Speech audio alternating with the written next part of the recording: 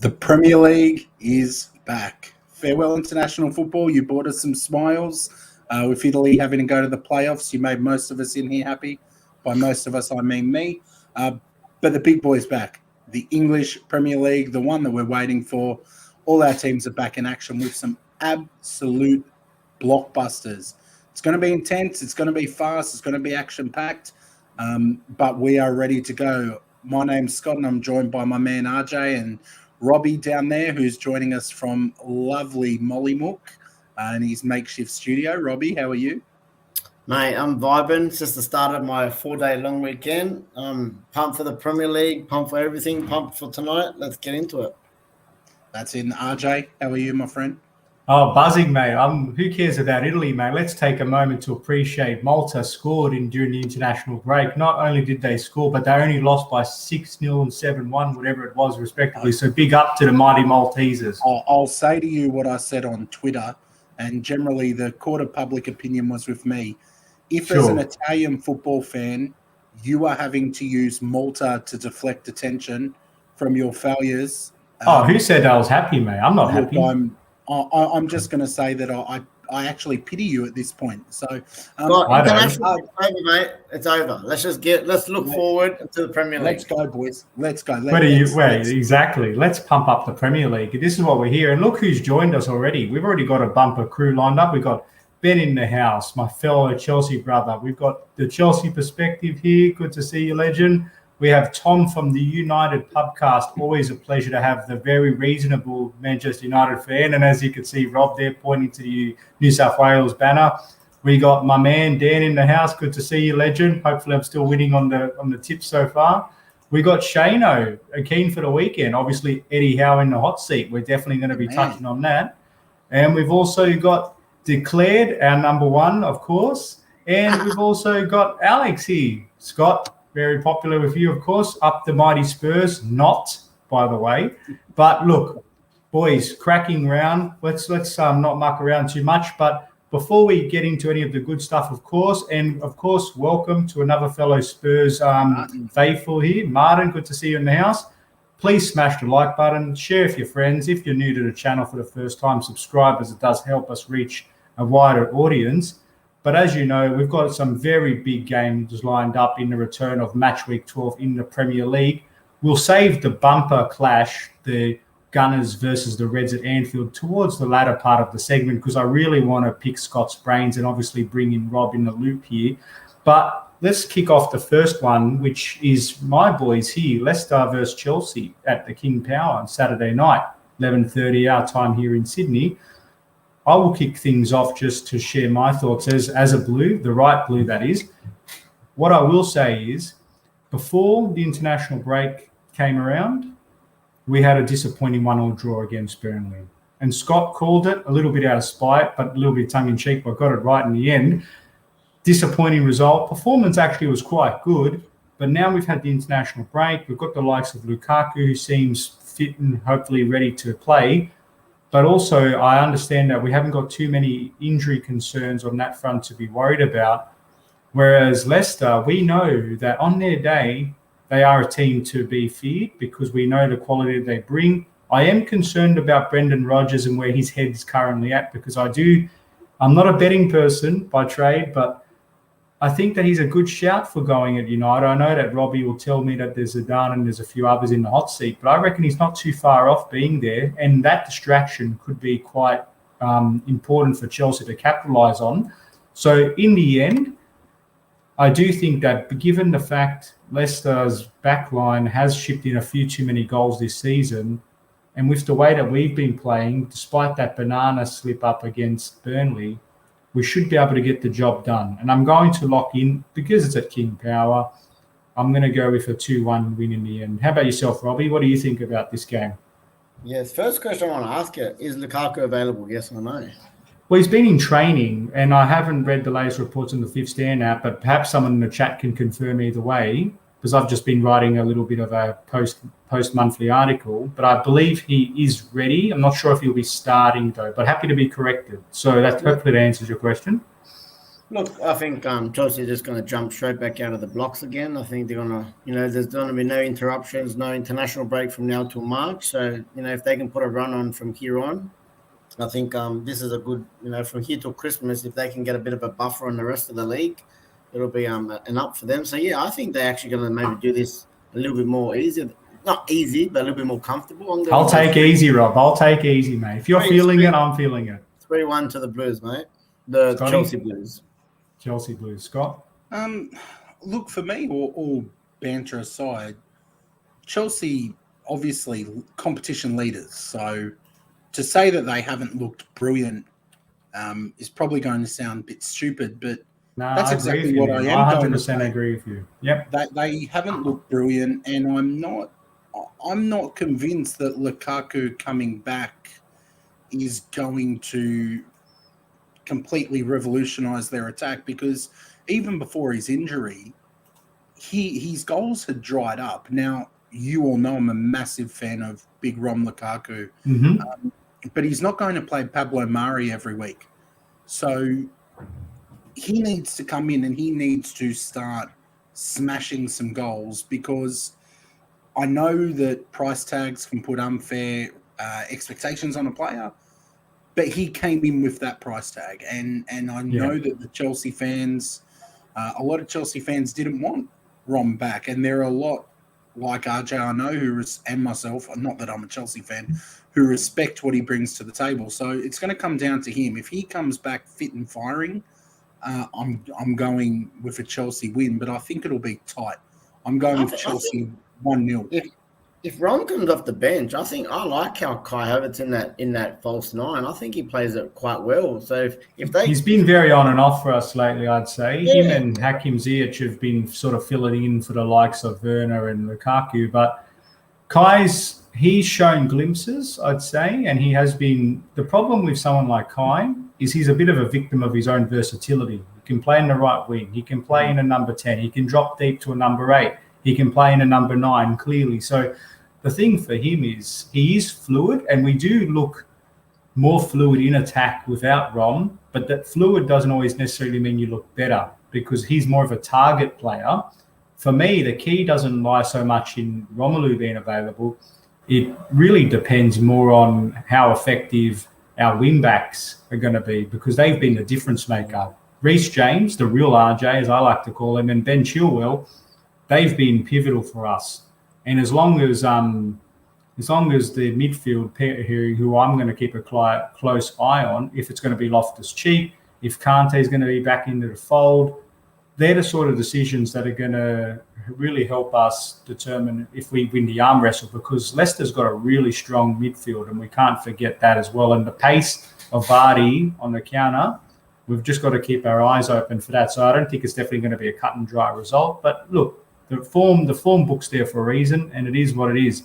Let's see what some of the chat has got to say here. So Ben here is a good comment here about Lukaku returning. He have been playing better. There is a bit of merit to that, I've got to say, but let's not get it twisted. I don't think that for the long term we're a better team without him, but it's good to know that we don't just have sole reliance on Big Rom being there for us. So I think that's an important point.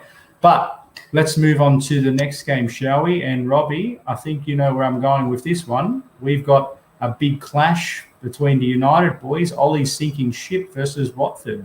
Now, talk me through some of your thoughts there. Is this the game that's going to turn around the season for the Red Devils?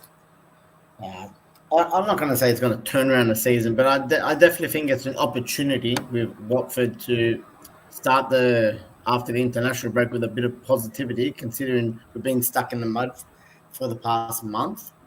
Look, as it was well documented, he did have a little bit of a break. He went back to Norway, had some family time. He gave the players a bit of the players that went on international duty, gave them a few days off. Look, I think it's good, mate. I think they all need a bit of have a stop, hit the reset button, clear their heads, and I'm hoping they're raring to go and get a bit of positivity back. We've got this one and another couple big games, but after that, till Christmas, we've got a decent on paper looking fixtures. So look, no Pogba, Rob. What does that mean? Has he played his last game for United? Look, I think that's going to be all the way till January, man. With Pogba, that's not just because of his injury. Since he signed the contract, I think every window between him and Mino Raiola, it's going to come up. But look, it's a big opportunity. I really actually do think we might actually see Donny van der Beek maybe get a start now. He wasn't on international break. He would have got quite a few training sessions. And I think he's keen, and if he's not going to get the time, he's made it quite that he might want to leave in January. So this is an opportunity now, especially with Pogba out, for him to really be given a few games in a row. Look, again, players like your Jadon Sancho, again, not on the international break. I'm hoping to see him, maybe players like Lingard off the bench. There's a few players that, maybe Alex Telles. So I'd like to see him go back to the 4-2-3-1. Again, we're not playing a super powerhouse, and I'm hoping maybe get some goals, Ronaldo on the sheet, just to get some confidence back in the team after a terrible month. So, yeah, I'm going for 3-0 on this one. Well, big Scotty, what do you think, mate? Robbie, for me, I'm finding it so weird that all of the Ollie rumours have seriously intensified now. Well, I feel like I'm hearing a lot more about Ollie going and a new manager coming in now than I did like when there were opportune moments, if the club was going to do that, to pull the trigger. I can't get my head around it. I agree with you that all paper talk, man. It's just they've got nothing right. So honestly, the only time I start to believe anything is when good old Mr. Fab says something. And the other day he came out and said Conte was available. He wanted the job. We didn't approach him. We didn't want him. And they've said they're going to give him the opportunity to try and right his wrongs. And I told you, I can see him in for Christmas. And I think me too now. Christmas or to possibly the rest of the season, man. So look, as much as I think a change was needed, I think it's not going to happen now. Brendan Rodgers in the job. Zidane is just floating around. We don't even know if he wants the job. Like I said, the people that we're linked to, most of them are in the job anyway. So if it's going to happen, unless we're going to be some terrible, a couple more terrible results, I can see him getting the rest of the season, unless, like I said, Champions League really does fall away from him. But look, he's our manager, and if he's going to be here for the rest of the season, mate. That's it. You've got to back him, right? You've got to back him, and I can't stand those people who would just be like, okay, we want to lose. I want to win every game, mate. So if he's gonna get us, on a run again, you got to get behind the team at the end of the day, mate. He's the manager. He's the one that's going to be putting the team sheet out and hopefully getting the W for us. So he's got my back. Yeah, there's one thing to say. There's nothing wrong, in my opinion, with sticking to your principles. In other words, if you think he's not the one to lead you, there's nothing wrong in saying, look, I don't have any faith behind him. There's nothing wrong with that. But to go as far as to say, I'd sacrifice a few games and hope they tank a few results so he gets out, I find that a bit weird that you can have any time that you want your team to lose for the greater good. The greater good is watching your team win in every game. And if they don't win, it's because they weren't good enough, but you willingly wanting them to not win makes it a very funny concept in my mind. Even though I can understand where they're coming from because you want the end result, but the end result should be just take it each game as it comes. Yes, you're not happy with Ollie, and that's justified because he's been very up and down, but just back him for now while he's there. Back whoever's there. That's how I've always been. And I think after, obviously, we just had the international break and obviously nothing happened. I think that's a clear thing from the board saying we're going to give him his time now. He's not going to – we could probably – I'm just saying worst case scenario, lose against Watford this week. They're not going to pull the trigger after a window when you got Chelsea, you got Champions League, and then an Arsenal game the next 3. So I think they're just going to back him and hopefully a bit of positivity comes in the next month. So, yeah, 3-0 for me. Yeah, look, for me, we've spoken plenty about this. I think United certainly have the quality to get on top of Watford and stick it to them. So I'm going to go with 2-0 to United. It's a good point. I just wanted to say here from Martin that just to highlight the unpredictability, we've already lost, a handful of managers already this season. It's compared to last season, it's been chalk and cheese. So it's just crazy to think who's going to go next. We all get – Martin, I'm not sure if you saw, but Scott, Rob, and I gave our thoughts on who we thought the next manager to get the old flick pass was last couple of episodes. So go check it out if you haven't. My score that I'm going to give for this game, because you just look at Watford, despite how poor they've been, despite how poor United's been, they've won one in their last 5 or whatever it was, and that was that freak result, 5-2 against Everton with the collapse. I just think that they are a serious relegation contender already. I've got that feeling in my stomach that they are going to be very, very close to the drop. And with that in mind, I reckon United will take this one out. I'm going to lock in a 2-0 to them in the end. But let's move on to the next match, which is very exciting for me as a neutral, because you've got a team that's perilously close to the drop zone or in the drop zone and could well be on their way out, despite being the richest club in the world. We've got Newcastle versus Brentford under the stewardship of Eddie Howe in charge. Scott, I'll go to you first, mate. What do you make of this match?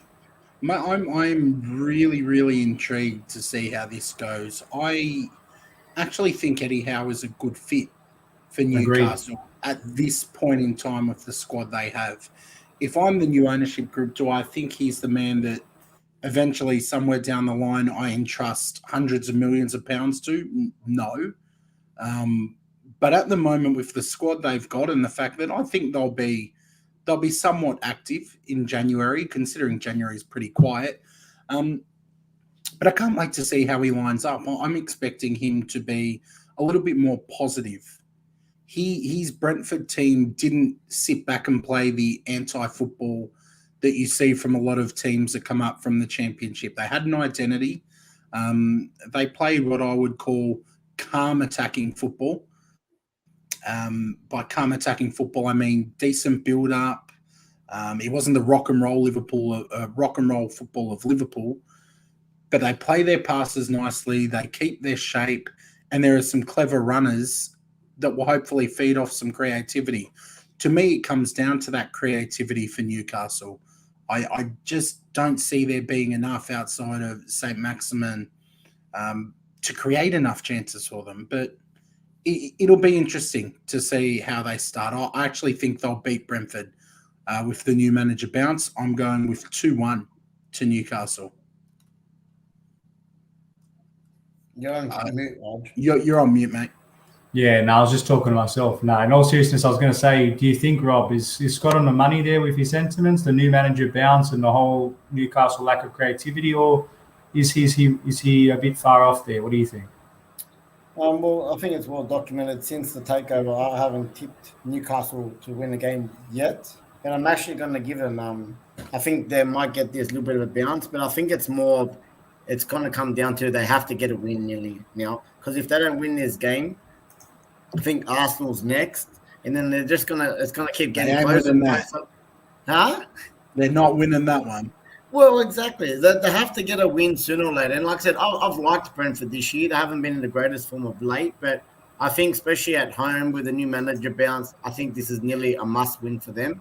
So I agree with Borgie. I'm going for 2-1 to the Toon Army on this one. Yeah, for me, and I think Shano brought it up here before. It's talked about Brentford being in pretty poor form, to be honest with you. But that sometimes makes me think on the other side here where because they're in such a bad run, eventually they've got to turn it around. And is this the right opponent to turn it around? Although Eddie Howe comes into the new hot seat, because of that sort of tension from both camps, I think this is going to lock in a bit of a draw for me, and I'm going to go 1-1 in the end. So, Daniel, I hope you're tuning in, mate, and it's good to see Ben also agrees with me for that one. So, look, either way, it's going to be a very interesting clash. The next one I'll pivot to is one where it might not be as attractive on paper just because it represents, not the top end of town, but you've got Burnley who had that very, very brave draw, if you want to call it that, against Chelsea last time out, taking on a pretty informed Crystal Palace.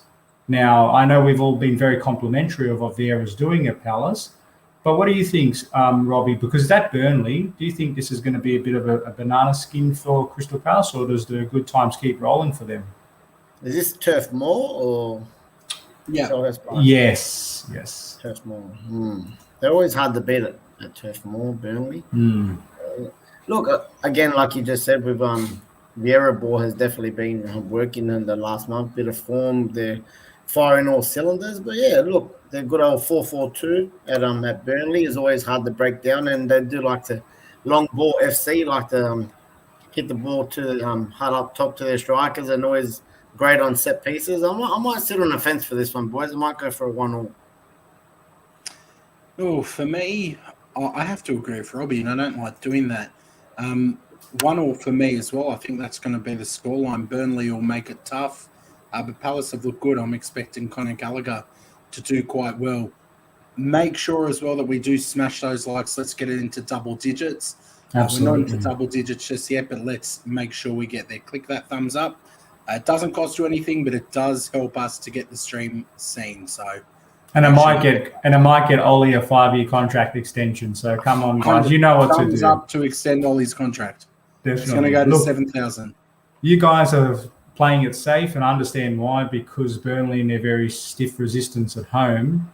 But I've really been impressed, honestly, by what Crystal Palace have been doing lately. I know it's easy to say that and be reactionary, but there's something about them, what they're producing at the moment, not even just results. The results have been no losses in 5 and a couple of back-to-back wins, but just the general performances themselves. And I look at the draw that they even had against Arsenal, who've been in very good form themselves, and they really should have won that game. So you look at their last month or so, and they've been really one of the standout teams considering what they're working with. So for me, I think they're going to, keep the good times rolling here, and I'm going to lock in a 2-1 to the Eagles here. So we'll see how we go. I've got a bit of a cushion at the top here at the moment, being clawed back tipping-wise, but that's the benefits of being at the top of the crop. Next match champions, we've got the Steven Gerrard Aston Villa versus Brighton at Villa Park. So this is going to be very, very interesting. Robbie, I'll get your thoughts on this first, mate. Look, we're talking about manager bounces. Look, I think again he would love to come in at home and get a win. Who said they got the Seagulls, don't they? Yeah. Look, I just look, if I'm looking at a head-to-head, I think Potter's got that extra bit of experience in the Premier League. His team, I like the way he sets up and the way they play football. The only thing is that it's at Villa Park, and like I said, the manager bounced. But I actually think that Brighton's going to get this over the line. To be honest, I don't think Stevie G is going to get a nice result for his first game. So I'm actually going to go 3-1 to the Seagulls. Wow. Pretty big result there. Away to Aston Villa, 3-1 to Potter's Seagulls. I like that. Scott, what do you think? Is he a bit ambitious there? I don't know if Rob's maybe feeling a bit relaxed with that coastal life. This is the guy that's coming last in our tipping comp, but anyway. Mate, look, you know what? There's something special about a come-from-behind victory, a Stephen Bradbury, if you will, and that's my plan this season. I'm calling 3-1 to Brighton, mate. You're going to take my spot quickly. I don't think Stevie G's had enough time there to start to put his vision and his influence on the players. We have had the international break, so really, I heard he slipped straight in, mate. Oh, I love it. Yes. Okay. Let's move on. Or we'll go and we'll slip down a long and winding slope here, and things could fall apart. Absolutely. I think this will be a draw only because Brighton have been so good. For me, Villa have been so poor. They're almost the opposite of one another, but both have some decent players there who just need to hit form on Aston Villa's end. They only need one of those new signings to start to fire up. Just one. Because at the moment, none of them have played well. Buendia, no. Ings, I'm not sure if he's injured at the moment. Bailey, who came in, none of these guys have really clicked. But if one of those players do, Villa are a lot more dangerous because they are all quality. But I do think this one will be a 2-2 draw. I'm thinking there might be some goals in this. Yeah, no, all fair shouts, boys. I think the one thing that gets overlooked at times, given just how poor Villa have been in their last 5 games, which they've all lost all 5, Brighton have had a bit of a bumpy patch too. They've lost 1, drawn 4 in that last 5 games. So for all of their fast start, they've been pegged back slightly as well. Not as dramatic as Villa, of course. But I think being at Villa Park and having Gerrard walk into the door, I'm a big believer in the intangibles, boys, and I think he's really going to pick them up. I think they're going to it's all those little 1%ers in terms of the extra effort in the chasing back or staying switched on and when a ball's coming in. It's all those little extra 1%ers effort-wise that I think is going to leave them in good stead coming up a pretty formidable opponent who are in bad form themselves. And because of that, if Brighton had been in a purple patch, I'd say they'll dispose of them. But because they've been struggling also, I'm going to lock in a bit of a draw here and go 1-1 for me. So, yeah, maybe a risk, but that's what I think's going to happen. Not going to lie, a bit of my United bias was helping with that score. I just want to see Stevie G lose his first game. So, the new manager slip. Manager bounce. Yeah, I like it. I'll be very happy to see him lose. But did you happen to see? I was going to say, did you happen to see that thing on Twitter? It's got the new Aston Villa training. It was basically a water slide. The slip and slide. So good. So good. And enough Gerrard banter. We can save that for next week, hopefully. But the next match, to me, this is low-key, not the match of the round because there's obviously a couple of big ones in there, but Wolves versus West Ham. I've got some big raps on Wolves because I think they've started off quite slowly but started finding their feet. And fundamentally, I think they've got a pretty decent manager at the helm and have been playing some pretty good football. In West Ham, I think the elephant in the room is we all know that they've really outperformed themselves, and to find themselves 3 points behind Chelsea, given the team that they've got, Moyes has been already a contender for manager of the season. It's already early days, but they've been phenomenal. And we talked about this last week, boys. So really tough game playing at Wolves, but I don't know. I'll save my prediction to the end because I want to see if one of you boys could convince me. But Scott, what do you think, mate? The battle of the two W's. Man, I'm going to keep this one short, sharp, and sweet. I keep thinking that West Ham are going to slip when a challenge comes and tipping draws or the other team, and they keep costing me points on the tipping comp. So I'm going to do the opposite, and I'm going to say that West Ham will win this 2-1. Knowing that now, because I haven't tipped them in a while, they'll probably lose. But Hammers 2-1 for me. Nice. Robbie? Yeah, I'm on the same side of the fence as Borg for this one. I can't see past West Ham. They're just looking really good. Antonio scored an absolute banger for Jamaica. I think it was yesterday. If you haven't seen it, check that out. Screamer.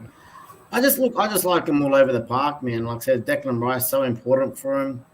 Their wing backs have been great. And I just think at the end of the day, I think they're more clinical than the Wolves at the moment. So the only thing that I think the Wolves have a chance for is at the Molyneux, which is always hard to perform at. But I'm just going to go for an easy 1-0 to West Ham. Not easy, but I think they'll be more clinical in front of goal.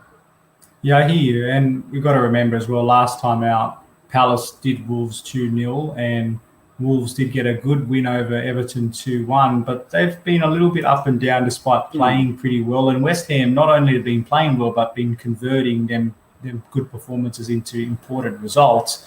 And what I would say is I think they would be buoyed with confidence following that very morale-boosting win over Liverpool. That was huge for them to be able to state their claim that they're a team to be respected.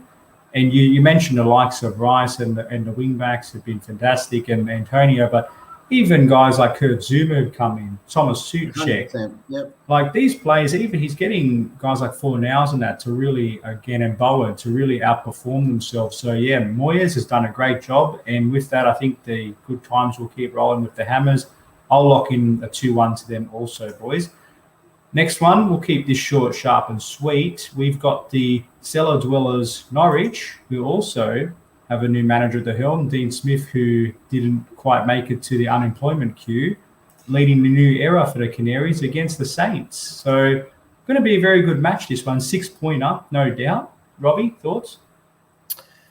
Is Dean Smith the right man for Norwich? Yes. Is he going to get his first win? No, I just don't think there's any quality in that Norwich team. Like I said, we had a look at this at the table the other day, and look, there's every chance they're not definitely down yet. A miracle can happen, but I just don't see any quality in that team. And the Saints have been decent this year, man, especially at the back. They've been very tight, kept a lot of clean sheets. I think I've picked more away games this week, which is crazy, but I'm going to go for a 2-0 to the Saints again on this one. Yeah, I'm there with you, Robbie, to be completely honest. 2-0 Saints. I think Dean Smith will improve them though, but not yet. He hasn't had enough time. I just think he's the right appointment. If they do go down, I think he's the right guy to possibly bring him up, or he'll do a good job with him, kind of thing. I think it'll be a good relationship with him. It's going to be a good game, because Southampton play a really aggressive, fast-paced style of game, and they're no mugs. They're not a team to be mucked around with. We know that. But for me, I think that we talk about new manager bounces. I'm not sure if they'll bounce just quite high enough for this one. I do think they're going to make it tough for Southampton, but in the end, I reckon they'll just scrape the barrel and they'll walk away. Canaries will feel frustrated that they probably didn't get something out of it, but I think in the end, and this guy here, just quickly, Tino Livramento, what a good season he's having. Everybody's talking about the likes of Gallagher, etc., but for me, he's been outstanding in that left wing back position. So FPL asset, mate. FPL asset. We'll get on to FPL very soon, but he could definitely be someone to draft in at the moment if you haven't got him already. Now, the next couple of games, because we're saving Liverpool and Arsenal to the end, remember. Next big game that's on the cards, boys, Man City versus the Toffees at the Citizens' home ground, at the Etihad. So, Robbie, what do you think, mate? The Citizens going to arm wrestle their way over the Toffees, or are they going to be a bit of a shock result here? Nah, short, sharp, and sweet for me on this one. They absolutely toyed with us at home, and I think Everton have been pretty dire lately as well, man. They just don't look great at all. I can see this being a big one. I'm going to go 4-0. 4-0. Scott, what do you think, mate?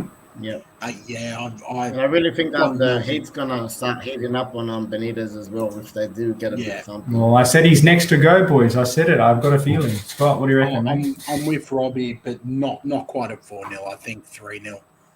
Not that that's any better, but still. Yeah, fair call. I agree. It's as a Chelsea fan, I want them to slip up, but it won't happen. Everton have been a pretty underwhelming form. It's not going to happen in my head. I reckon they'll take this one 3-0 just to be safe. Now, we've got Tottenham versus Leeds United. That's going to be actually a pretty exciting game. It's going to be very pragmatic, Conte-induced Spurs versus a team that we know doesn't really like defending too much in general. So, Robbie, let's kick it off, mate.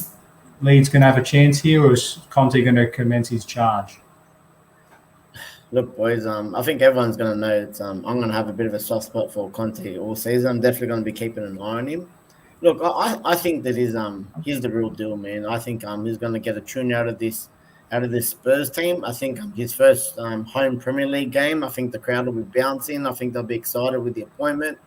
Look, I know it's only some minors, but Harry Kane has scored, 6 goals on international break. I know that half of them were against San Marino, but he's still scoring and he's got confidence.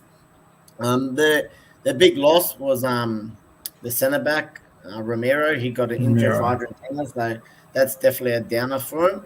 But like I said, I think with Conte's system, I think he'll keep him tight at the back, and I think between Kane and Son, their pace up front, and like I said, Reguilon and Royal as their wing backs, I still think they'll take this one, maybe a 3-1 or something. Scotty? I saw Davide's comment in there, thinking that I was finally going to give some love to Leeds. Davide, I'm at the bottom of the tipping comp, man. I'm rotting away down there. I'm in relegation form. Leeds have my thoughts and my prayers and my hope, because I would love nothing better than for Leeds to spoil the party. But doing this as a neutral and my disdain for Spurs aside, Conte is a quality manager. Harry Kane is coming in having scored a bucket full of goals, even though it was against, PE teachers and accountants and, although, look, he's coming in form. He's coming in believing that he can score, and he can. We all know Harry Kane will do it. I remember last season, he didn't score for like the first maybe 5 games, and he still ended up, he either won the Golden Boot last season or near the top. So he will score. It's inevitable with Harry Kane. But I think Leeds will put up a fight, but I just don't rate their defence. And I think an informed Kane will hit a double. So I'm going to go with 3-1 to Spurs. Sorry, David. I hope I'm wrong, though. I'll happily take a hit on this one and be wrong. Yeah, that's interesting because we know Leeds aren't renowned for their great defensive stats, but they've only conceded 2 more than Tottenham at this stage, if I'm not mistaken. But I think the days of Tottenham being leaky at the back are going to come to a swift halt under Conte. As we know, his focus is really tightening the back door. But I'm just keen to see how quickly he's able to get the balance right. So he'll shut up shop at the back, but how quickly does that then flow through to not affecting the likes of Kane, Son? And I'm keen to see players like Højbjerg, Ndombele, Tanganga, Lo Celso. How does he get the best? Yeah, how does he get the best out of these players? Because he's going to get them fitter, he's going to get them sharper, but I just don't know how long it's going to take him to get there. But being at Tottenham Stadium and Kane being on a bit of a mini high following his England form, I think they will have enough to get him. But I don't think it'll be as blown away as what some people are predicting. And I reckon they'll take it in the end. I'll go 2-1. 2-1 to Spurs.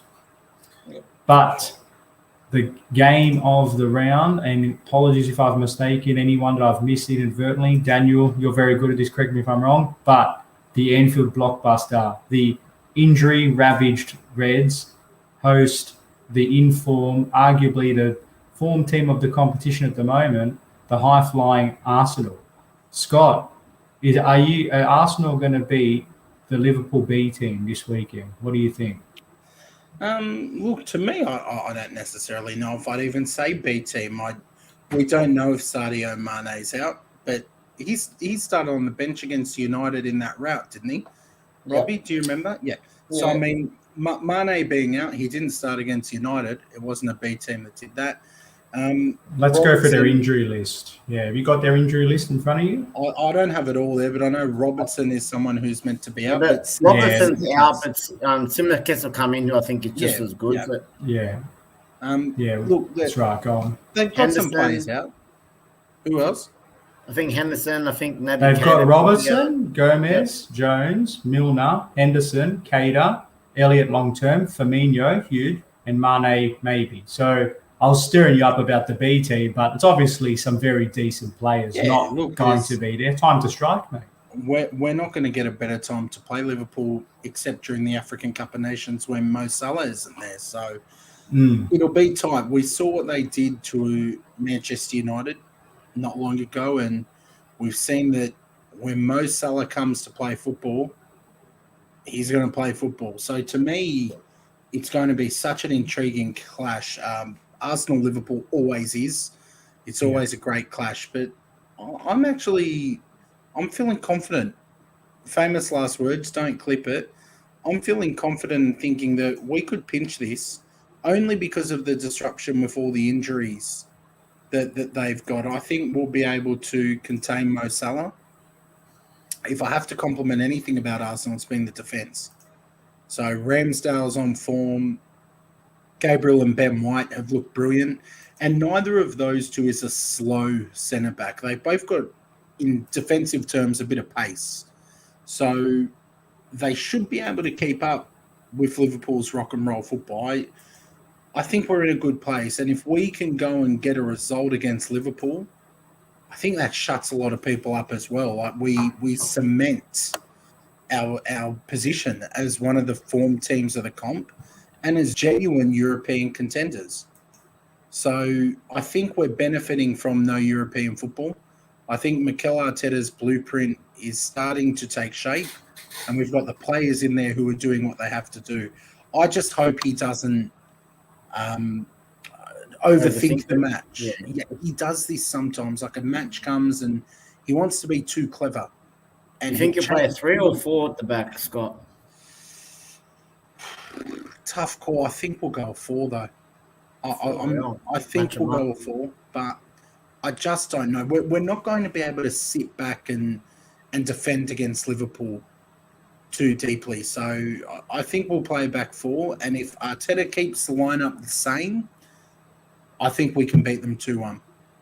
Nice, big call. I know you're back in your heart there, some of it with your head a little bit. Robbie, there's one thing that stood out for me. Scott said about if we win, they'll make them in the realm of being European conversation here.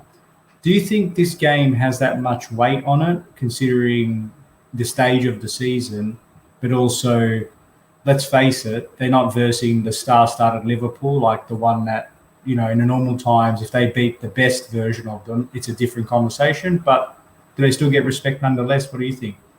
Look, if they can go to Anfield and get a result, even if it is against a B team, I definitely got to respect that. And considering the form they're in, and like I said, they've got us in a couple of weeks, and if they can get a result there as well, then I think everyone is definitely going to raise their eyebrows at Arsenal. But look, I actually think this is going to be this game always has goals. I've seen a couple big 3-3s, 2-2s, even bigger scores. 4-4. Yeah, I think was there a 5-5 in an FA Cup game? I think was it once or something. I just remember that 4-4 with Andre Arshavin. They had the highlights the other day, didn't they? Yeah, I know. Yeah. Look, that was a cracking game, though. Yeah, exactly. But look, I actually think you guys are going to get a result. I don't think a win at Anfield. If you do, I think that that will be amazing. But I actually think this is going to be a 2-2 draw. Yeah, no, it could definitely go either way. It's really. I just can't see. I can't see Liverpool having back-to-back losses in the Premier League. That's yeah. You asked me a couple of weeks ago. It's a no-brainer result, but Arsenal have just been doing their business behind the scenes and have been. Yeah, that's right. But they've been performing quite well. Let's put our cards on the table. They're not just scraping wins at the start of their run like they were. They're actually starting to play with a little bit more purpose, and they're looking like a team that understands each other. And honestly, they're a team that you wouldn't really want to verse at the moment, especially Liverpool right now, given their injury situation. But at Anfield, they do act like another player on the field. They are tough. We know how they play. They're not going to ease up just because of their injury crisis. I just think maybe in the middle, I think Arsenal could maybe get a hand of it because of the injuries. I don't like I'm not a massive fan of Thiago. I don't think he's done much since he signed for Liverpool. So him coming in is not a plus. And like I said, just with a few players, Tsimikas are rates, I think that's great. Jota probably replaced Mane, but Henderson's not there. They do lose a lot with him. Yes, I just think in that midfield battle, I think they have an opportunity to, go head to head and possibly come out in top in that department. And then I'm just going to go who's going to be the best, more clinical in front. But I think is Partey playing, yes or no? I think he could not be playing, which is a big loss. I think it's going to be a little bit touch and go, to be honest. Yeah, but okay. See, I think we can do it. We can do it without. It's an important part of the engine room. So, like I said, that's why I'm sitting on the fence. It could go either way. Put it this way, it's their biggest test to date besides the first couple of games of the season. This can be a real statement performance. Go to Anfield, jag a result, everybody pipes up, takes notice that this is a team that's serious and we better start giving them a bit of respect. If they don't win, if they get a bit of a touch-up, brings them back down to earth, many people feel validated by saying we knew that this was just a bit of an outlier, good purple patch, and they've gone back to where they belong. But I don't see it to be that way. In fact, I agree with Robbie. I think we're going to see a 2-2 draw. Very entertaining game for us neutrals. But either way, let's hope for lots of goals, lots of red cards, lots of injuries. No, just kidding on the last one, but hopefully red cards. But I'll take the red cards. You'll take the red cards? I'm sure you will. So 2-2 for me. But let's pivot in terms of now talking a little bit of FPL now. For us, I just wanted to get your thoughts, and we'll see what the live chat has to say. Have any of you boys made any changes to your team since the international break? Or are you still in monitoring mode? Yeah, always in monitoring mode, especially after. I never make a change during the break. Number one, there's lots of prices drops, prices go up. And obviously the big one is you got to keep an eye on the injuries. I normally leave it 24 hours before. But I am thinking, I don't know if it's a thing or not, I'm thinking bringing Kane in. I've got heaps of dollars in the bank, so I'm thinking about it's easy enough for me to take out a Ivan Toney and put in a Hurricane. I've got that much money in the bank. So I just, like I said, the only thing I know. How'd you get all this money, Rob? Where'd you go to get a loan or something? I think I've got like nearly 7 just sitting in the bank, 7 million in the bank. So like I said, I can take out a Toney and I can easily get a Kane. Hey, Scott, he's earning interest here on this 7 million. Yeah, I just don't know if, like I said, like what you were saying, RJ, I don't know if it's going to be a high scoring game. Even though he's been in form, I don't know if it's worth putting him in there. But like I said, I think if there is going to be a goal or a penalty or something, he'll be on him. If it's 2-0, I'm hoping to get a goal or an assist. I might take a risk and put him in. But yeah, I think I've only got the one up my sleeve. I've got Reece James. Like I said, Livramento. He's been in my team the whole season. Even if I don't start him as my first reserve in case there is an injury, and they've been just racking up heaps of clean sheets. He's been pushing forward, and I'm getting assists, so he's definitely going to be there as well.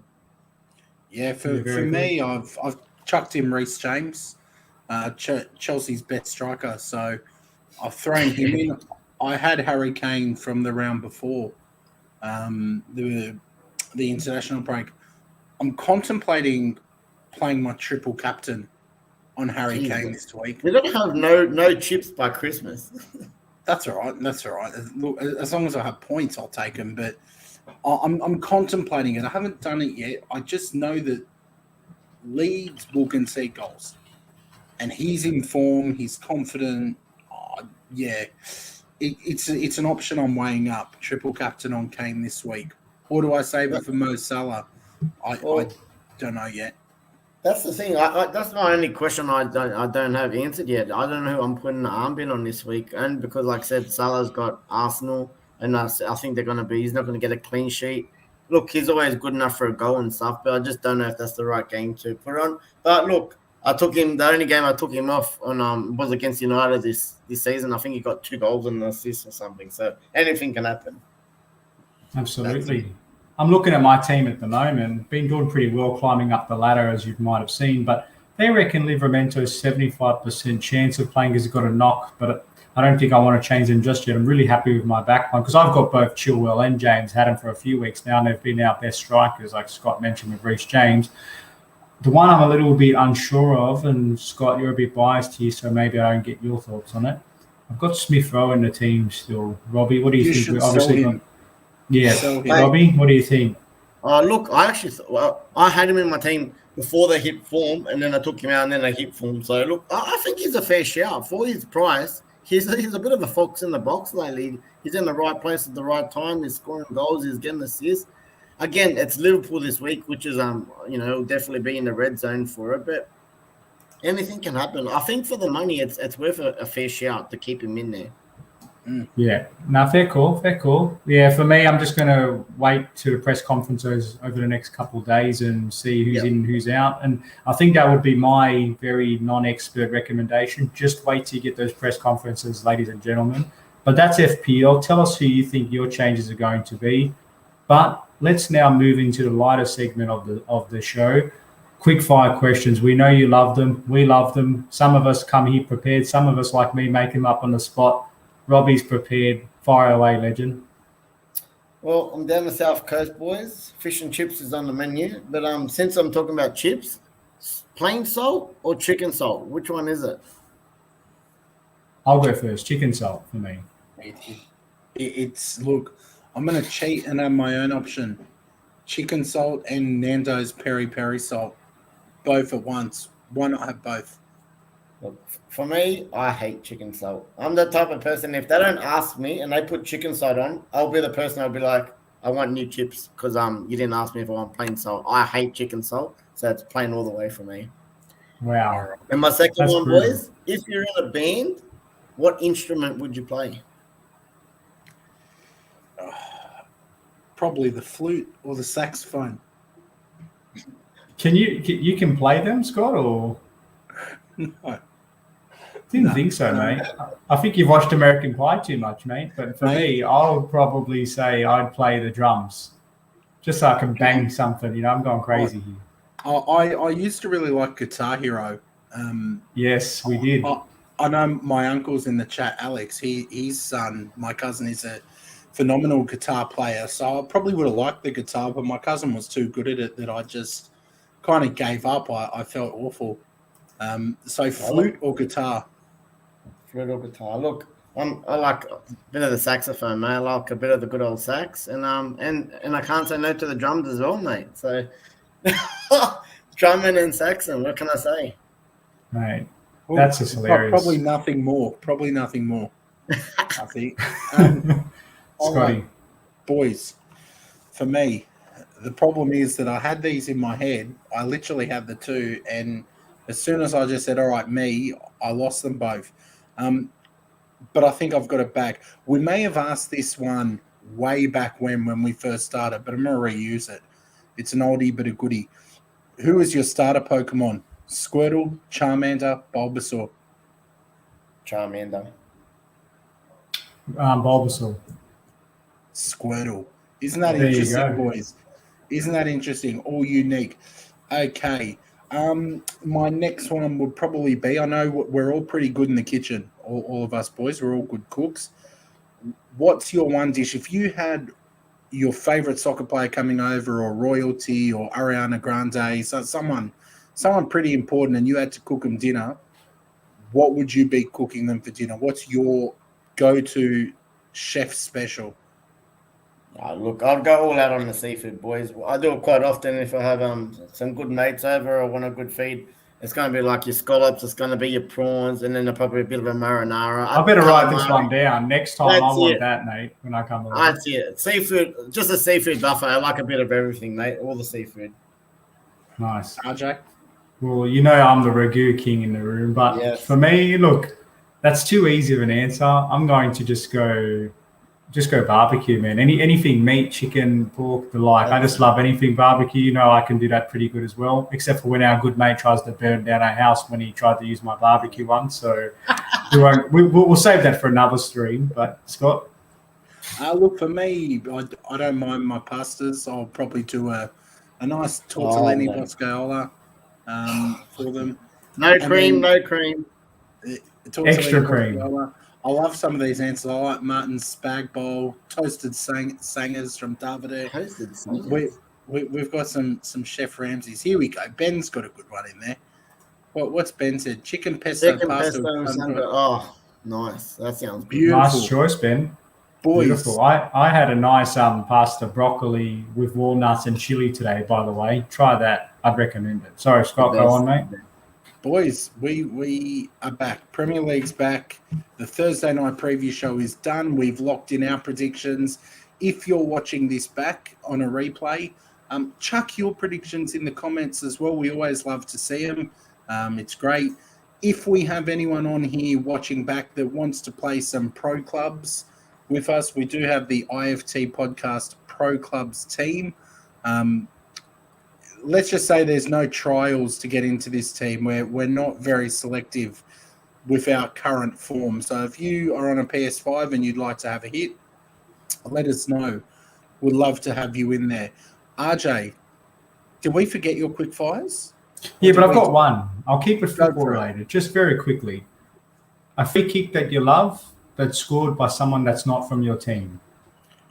Jeez. Because I know we've done free kicks before, but someone not from your team. Roberto Carlos against France. Okay. Yep, class.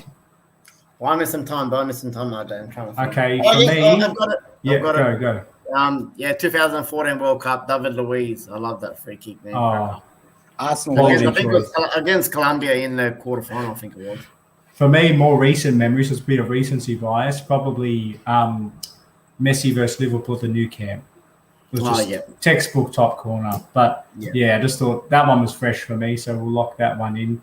But I know before we look to wrap it up, just, Scott and Rob, maybe you want to plug in what's happening on the charity front. So, Robbie, first, what's happening on the Man United front there? As I can see, boys, New South Wales Supporters Club. Again, we're playing the actual United in the EPL is playing Watford this week. In 2 weeks, we're actually playing the Watford Supporters Club of Sydney. So I'm playing for Watford. Yeah, it's it. All proceeds and charity, all the money we're raising is going to the New South Wales and ACT Food Bank. That was started off by Marcus Rashford. So like I said, mate, anyone wants to come down, everyone wants to chip in a few bucks on the side. It's all for a good cause. All the boys, I'll be down there putting the boots on. I don't know, I might make a cameo off the bench if my knees let me. But man, look, it's just a fun day in general. Good stuff, Scotty. For me, and make sure you get behind the Man United boys. I know I've chucked some dollaroos at them as well to get behind the cause. But for me, obviously, you probably noticed my beard's not quite there, but the mo is. Movember. A cause I've been doing for 10 years. I have taken a little break. I took one last year. We had a wedding that the missus wasn't going to let me take this to. Got another wedding in Movember. Actually, my Uncle Alex's daughter's getting married at the end of the month. So this is going to be looking quite flash by then. But boys, Movember, all about about mental health, testicular and prostate cancer. We probably all know some men who have been through challenges around one of those three issues. So if you've got a couple of bucks you want to chuck at it, I'm currently sitting on about $610. My aim is to hit 1,000 and set my personal best. Even if you want to chuck a $5 at it, if you can. The link is in the live chat. And it's also in the description of our last video on Tuesday. Forgot to put it in this week. So that's what I'm doing. But boys, did you have anything you wanted to plug, RJ, or are we done with the vest now? Is that finished up? The only thing I wanted to plug, and I'm just waiting I didn't know when I was going to do this, but I am hopeful, not 100%, but I'm very hopeful I'm going to get a sneaky special guest appearance on the official Chelsea TV. So once I get more information on that, I will share it amongst the group. But low-key, pretty excited if that can happen, and obviously promote the channel and, talk up IFT because we're here to reach worldwide. So, happy days on my end, boys. That's it. Excellent news. Well, the boys all have some big news. We know that you guys have been a huge part of the show tonight. Thank you for all your contributions in the live chat. Like I said, if you're watching back live, feel free to throw in your predictions. Tell us if we're wrong. Tell us if we're right. Get amongst it. We will see you again on Tuesday night. Maybe we do a sneaky phone-in next Tuesday night, see if anyone wants to phone in and have their say on the show. But we'll have to wait and see. Until then, enjoy the Premier League football that's back. Be kind to each other and stay out of trouble. Take care, everyone. See you later.